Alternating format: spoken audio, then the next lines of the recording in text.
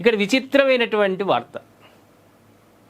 Gulf దేశాలంటే వాళ్ళు ఉంటారు, మనోళ్ళు పోయి కూడా అక్కడ ఏం సాధించింది లేదు, కాయకష్టం చేసుకుంటూ మన శ్రమను నమ్ముకొని బతకడమే తప్ప వేరే ఏం లేదు.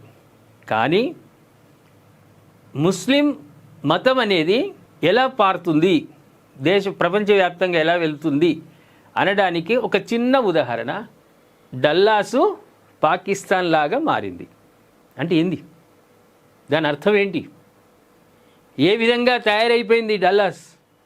కొంచెం మనం కొద్ది విపులంగా పోతే ఇస్లామిక్ వలసలతో అమెరికా నాశనం అవుతుంది, విపరీతంగా మసీదులు కడుతున్నారంటూ తన నియోజకవర్గ ప్రజలు ఆందోళన చెందుతున్నారు.